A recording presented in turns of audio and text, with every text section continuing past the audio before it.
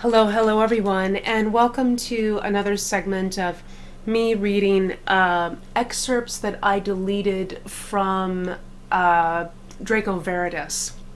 But they still work as like little standalone fan fictions.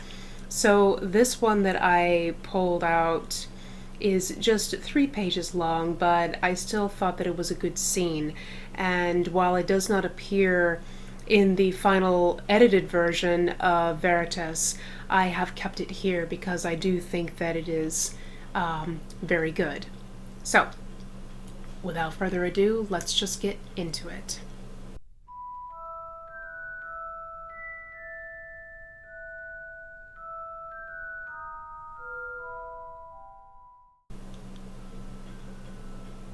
The boy in the hospital bed.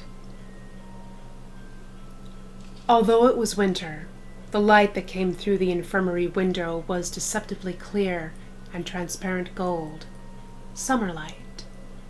Dumbledore sat and looked at the fair-haired boy in the bed by the window and sighed inwardly.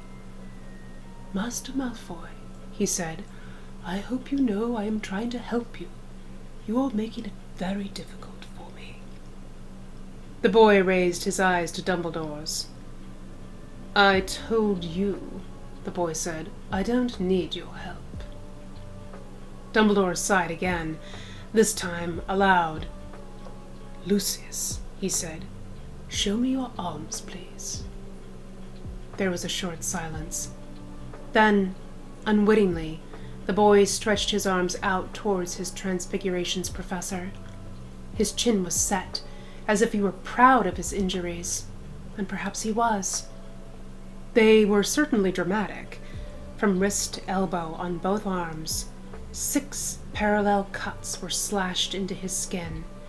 They were long and clean-edged, as if they had been made with a particularly sharp knife. Headmaster Dippet had nearly fallen out of his chair when he'd seen them. "How did you get these, Lucius?" Dumbledore asked, knowing already what the response would be. "I already explained that." Lucius's voice was toneless. "I got them in a duel. I don't have to tell you with whom. It's my business. My father told me I have no interest in what your father might have to say on this topic." Dumbledore's voice was sharp as razor wire. "The interest of the school is in you and your well-being. These are artifacts of necromantic magic." "Are you accusing me of practicing dark magic at school?" Lucius's grey eyes blazed. "My father, I am not accusing you." "Then what?" "Tom Riddle." Dumbledore's voice was edged with softness, but unyielding nevertheless. "He is a friend of yours, isn't he?" Lucius paled markedly. "He is not. But you know him." "Everyone knows him. He went to Hogwarts. Helped catch the person responsible for what happened with the Chamber of Secrets." Lucius's expression was unreadable. "If you have something to say about Tom Riddle, Professor, perhaps you should say it to him." "And what makes you think I have not?" Dumbledore asked. "I have tried talking to him in the past, but there are some tasks that are impossible, and that is one of them. He is set in what he is, unchangeable.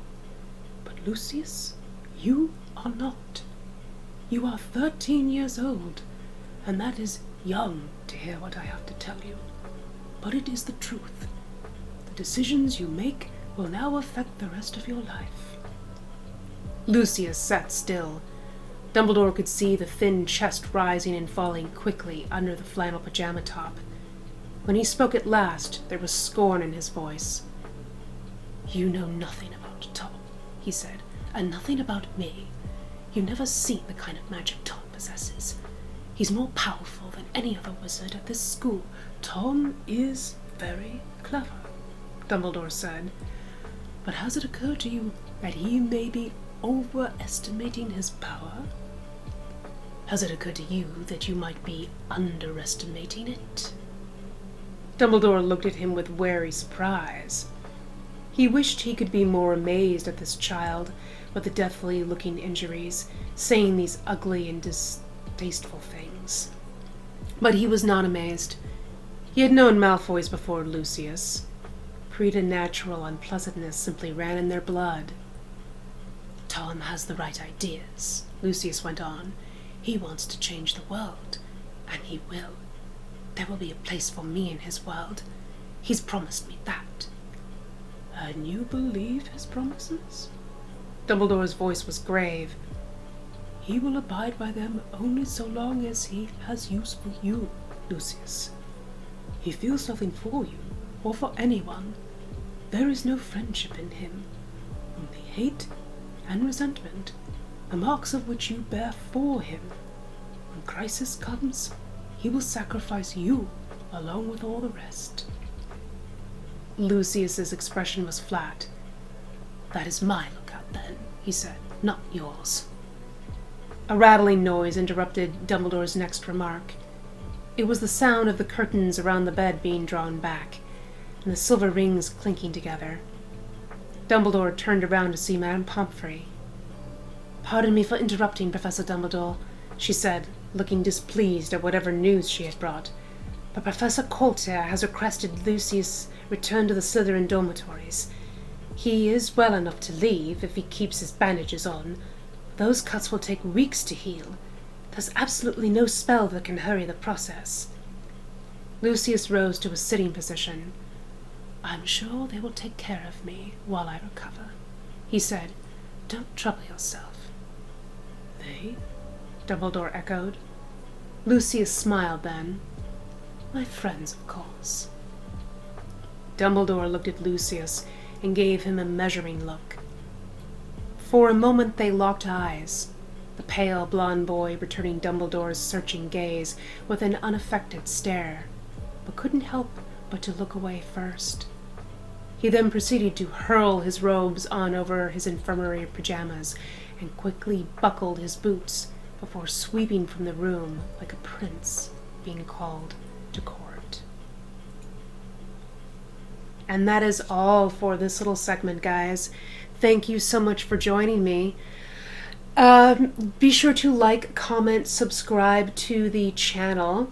And if you are interested in supporting me monetarily, I do have a Patreon, which I have my spicy artwork and some hot takes for pop culture videos that I do over there. And for my higher tiers, I have NSFW art.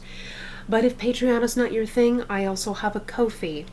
Both of those are linked in my About section here on YouTube. And I will see you all in the next one. Good night.